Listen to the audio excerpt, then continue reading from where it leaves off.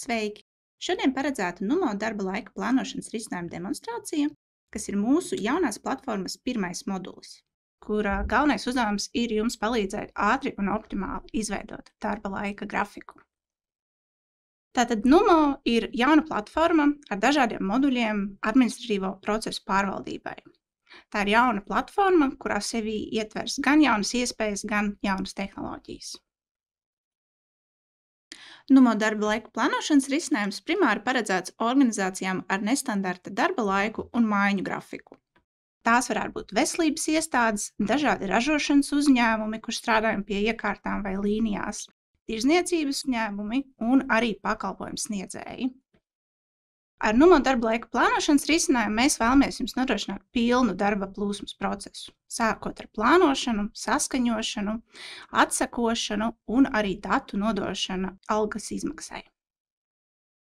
Kādi ir galvenie NUMO ieguvumi? Tātad jums tas ir ātrāk saplānots un saskaņots laika grafiks. Tas ir arī optimāls grafiks, ņemot vērā dažādus kritērijus, kā piemēram organizācijas vajadzības, darbinieku vēlmes un kompetences. Tātad, kādi ir galvenie NUMO darba laika plānošanas ieguvumi jums? Ar NUMO automātisko plānošanu darba grafiks top 20 minūšu laikā. Izveidoto grafiku arī iespējams elektroniski turpat sistēmā saskaņot.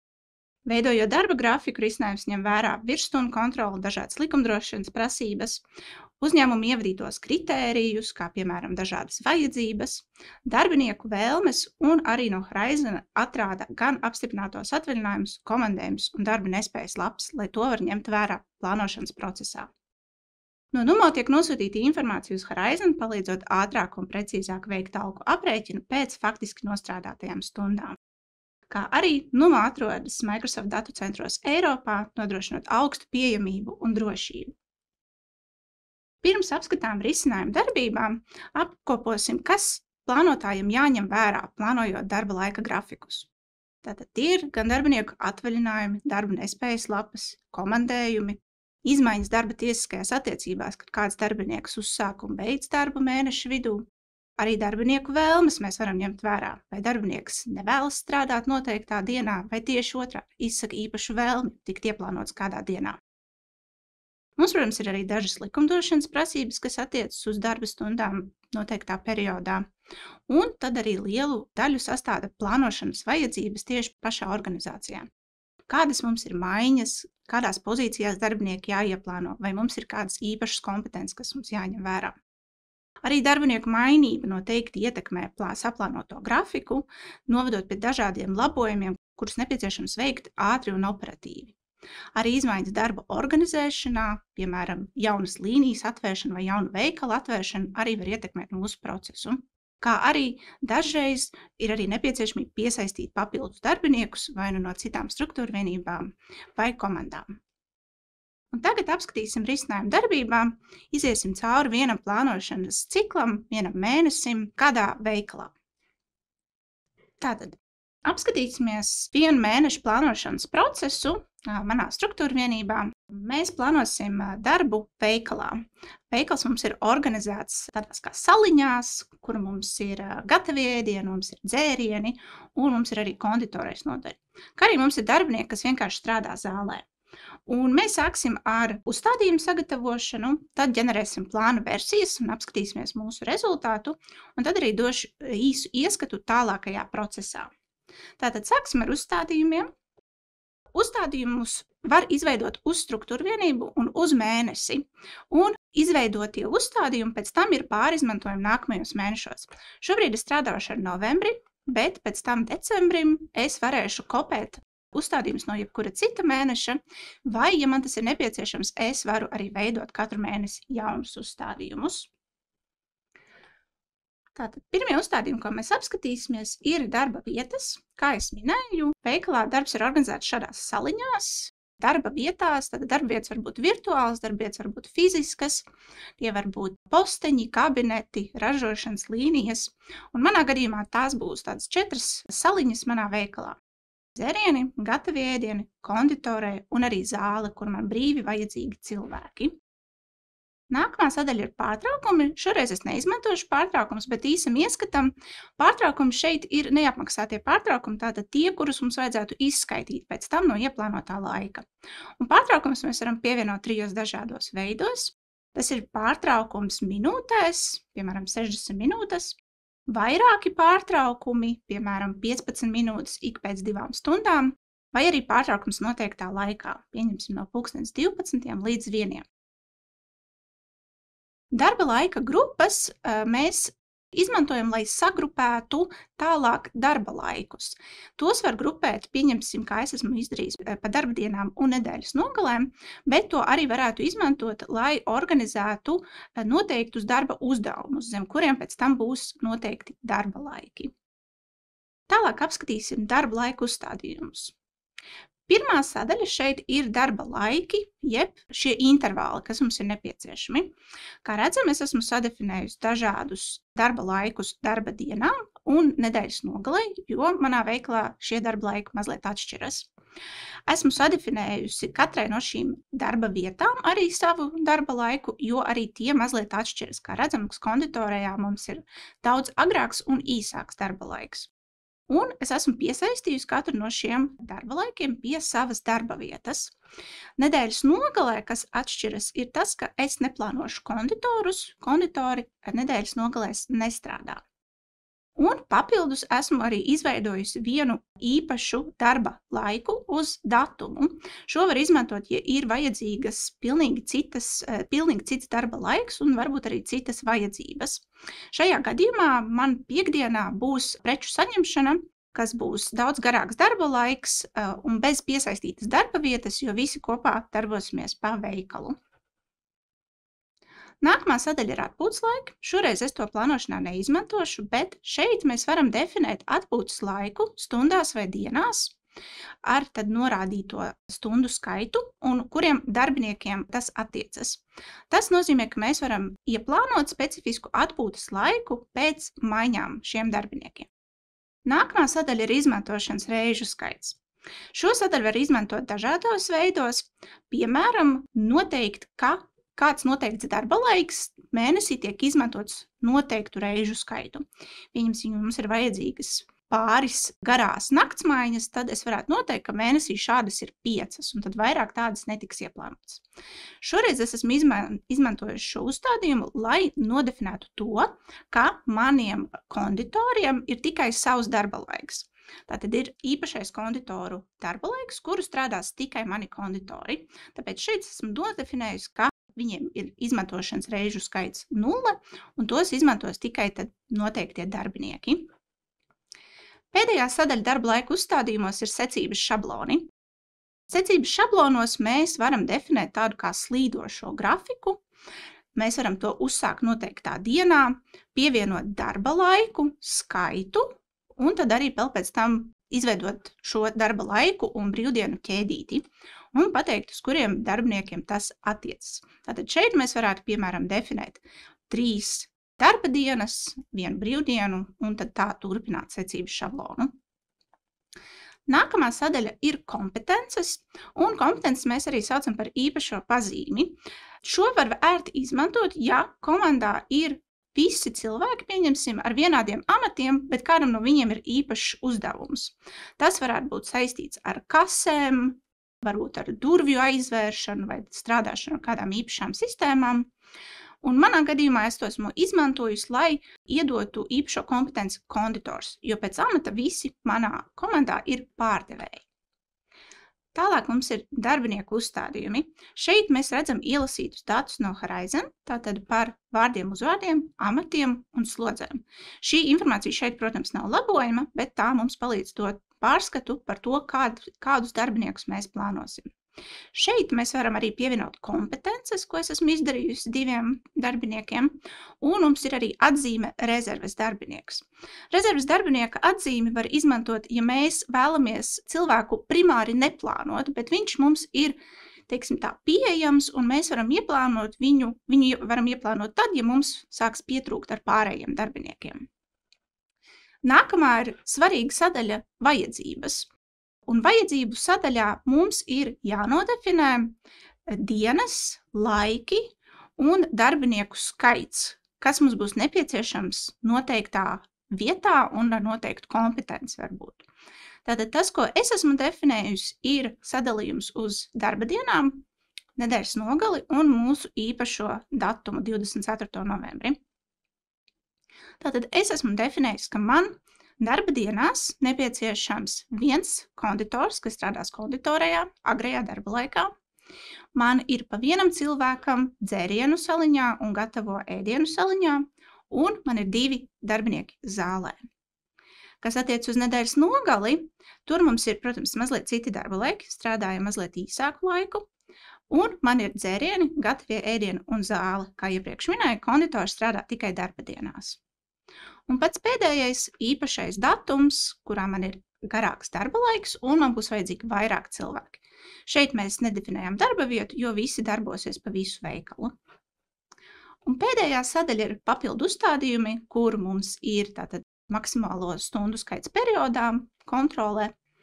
Tad vēl mums ir arī uzstādījumi virsstundu pārskata mēnešiem un pārskata perioda sākumam. Izveicot visu darbu ar uzstādījumiem, mēs varam tagad pievērsties plāna skatam. Un šeit vēl mēs varam apskatīt un pakontrolēt pāris lietas, pirms mēs sākam automātiskās plānošanas procesu. Tātad, kā redzam šeit, man 2 darbiniekiem ir ielasītas prombūtnes. Viens mums ir atvaļinājums, un otrs ir darba nespējas lapa. Ko es vēl šeit vēlos izdarīt, ir piefiksēt savu darbinieku vēlmes. To es jau esmu izdarījusi. Un ko mēs ar šo varam panākt, ir tātad mēs varam ņemt vērā darbinieku vēlmes attiecībā uz to, vai viņi vēlas strādāt, nav pieejami un nevēlas strādāt. Tātad 3 līmeņos. Un atkarībā no izvēlētās izvēles mums šeit iekrāsojas tādi 3 stūrīši. Šajā gadījumā man ir 2 darbinieki, kas nav pieejami šajās dienās. Un tātad algoritms plānojot, pēc iespējas cenšas pieturēties pie darbinieku vēlmēm, un tad iespējas gadījumā viņiem arī šīs dienas netiks ieplānotas. Apakšā mēs redzam arī leģendu tātad, un šeit kreisajā pusē mums ir darbinieki, slodzes, cik ir pieejamās stundas, ko mēs varam ieplānot mēnesī, un šeit pēc tam arī rādīsies ieplānotais stundu skaits. Papildus mēs varam arī mazliet palabot kolonas vieglākam pārskatam un arī pafiltrēt pēc amatiem vai kompetencēm. Un šeit augšā mums vēl ir slāņi, kuros varam apskatīties intervālus, stundas un vēlmes. Tātad es varētu pielikt šeit vēlmes, un mēs redzam, ka Anda šajās dienās nav pieejama, viņa nav pieejama uz visu dienu. Šo pieejamību vai vēlmi strādāt var arī definēt uz noteiktu dienas skaitu. Pieņemsim, mums ir īsāka rīta maiņa, tad var būt kāds ir tomēr pieejams strādāt vakarā. Bet šoreiz esmu atzīmējis, ka darbinieki nav pieejami visu dienu. Un tagad uzsāksim automātisko plānošanu. Protams, arī ir iespējams pēc tam veikt pielāgojumus, to es arī parādīšu, bet sāksim ar automātisko plānošanu, jo tas mums vismaz palīdzēs izgūt kādu pirmo plāna versiju. Uzsākot automātisko plānošanu, notiek datu pārbaude, un šis ir primāri, lai paskatītos, vai mums netrūkst kādi uzstādījumi. Jā, viss kārtībā, un tagad mēs varam sākt plānot automātiski. Automātiskā plānošana var aizņemt arī ilgāku laiku, līdz pat stundai, un no kā tas ir visvairāk atkarīgs, ir, protams, viens ir darbinieku skaits struktūra vienībā, kuriem mēs plānojam, un otrs noteikti ir uzstādījuma sarežģītība. Es teiktu, ka šajā piemērā uzstādījumi ir samērā vienkārši, tāpēc plānam nevajadzētu ģenerēties pārāk ilgi. Šajā brīdī, protams, mēs varam arī doties jau pa citām sadaļām vēl un paskatīties, varbūt jau ir kaut kas, ko mēs gribam pamainīt, bet pēc tam dokumentu sadaļām mēs redzēsim, tātad, kāds mums ir plānošanas ilgums plānam, darba laiku aizpildījums, un, ja mums jau apmierinās kāds pirmais rezultāts, mēs arī varam apstādināt plānošanu. Un, protams, mēs varam šo darīt vairākas reizes, un tāpēc mums ir šeit sadaļa plāna versijas, kurās tad šīs plāna versijas uzkrāsies, bet tikai viena no plāna versijām ir aktīva, un tad tā ir tā, no kuras mēs veidojam dokumentus. Kā mēs redzam, plāns ir izveidojies, es apstādināšu šeit, un mums ir šajā gadījumā mēs saplānojām minūtes laikā ar 100% darba laiku aizpildījumu. Tas nozīmē, ka visas vēlmes, ko mēs nodefinējām, visas vajadzības visticamāk ir izpildītas. Tagad atvērsim plānu un apskatīsimies, kā mums viss izskatās. Tātad mums, darba dienās mums ir 5 cilvēki, 2 zālē, 1 pa saliņām un konditors. Nedēļas nogalēs mums ir par 1 cilvēku mazāk, jo mūsu konditori atpūšas, un mūsu īpašajā datumā, 24. kad visiem ir cits uzdevums mazliet, mēs esam 6. Arī manu darbinieku vēlmes tika ņemtas vērā, un viņiem laiks šeit nav ieplānots. Un, ja mēs paskatāmies arī šeit, tad mēs varam redzēt ieplānoto stundu skaitu. Mēs tā apskatot redzam, ka arī nevienam šajā mēnesī nav izveidojušās virsstundas. Tas, ko šeit vēl mēs varam tagad izdarīt, mēs vēl varam paskatīties. Pieņemsim, es varu pārbaudīt, ka man ir konditori visi vietā, darba dienās pa vienam, un brīvdienās viņi nav ieplānoti. Protams, šajā brīdī mēs varam arī kaut ko pamainīt manuāli ar roku vai pielikt kādu laika intervālu. Ja nu tomēr kāds vēl ir nepieciešams, mēs varam uzklikšķināt uz jebkuras rūtiņas, izvēlēties, kuru darba laiku mēs vēlamies. Mums ielasīsies nodefinētais darba laiks un arī darba vieta, un mēs varam saglabāt. Šajā brīdī es saglabāšu šo versiju, un kad plānotājs ir saplānojis un ir apmierināts ar plāna versiju, mēs to varam saglabāt kā grafiku, lai tad tas būtu dokuments, ar ko mēs saskaņosim un ar kuru mēs iepazīstināsim arī darbiniekus. Veidot dokumentu, un kā redzams, tagad šis ir nonācis grafiku sadaļā, mums ir periods, uz kuru tas attiecas, un mums ir arī status. Šajā brīdī mēs varam arī nosūtīt saskaņošanai pēc definētā saskaņošanas scenārija. Un, kad tas ir izdarīts un mēnesis ir sācies, tas, kas nākamais plānotāja uzdevums noteikti ir fakta fiksēšana. Un fakta fiksēšana notiek šeit pat plāna skatā, un tas, ko var darīt, ir tad darba laiku var pielāgot attiecībā uz to, kāds tas bija faktiski. Un to mēs darām, uzspiežot atkal uz tās rūtiņas, ko mēs vēlamies labot. Šeit mēs varam paņemt nost darba laiku, ja mēs zinām, ka šis darba laiks varbūt nebija neviens no tiem, ko mēs esam nodefinējuši. Mēs tālāk varam palabot darba laiku, pieņemsim, ka šeit bija vajadzība palikt stundiņu ilgāk, un mēs arī varam apskatīties šeit darba laika detalizāciju ar darba laika veidu, stundām un ilgumu. Un mēs varam saglabāt. Un šādi plānotājs tad vai nu var tekoši vai mēneša beigās veikt labojumus, lai iegūtu informāciju par faktisko nostrādāto darba laiku. Es saglabāšu šo versiju vēlreiz. Un tad līdzīgi kā tikko apskatījām grafika dokumentu saglabāšanu, mēs arī varam izveidot fakta dokumentu.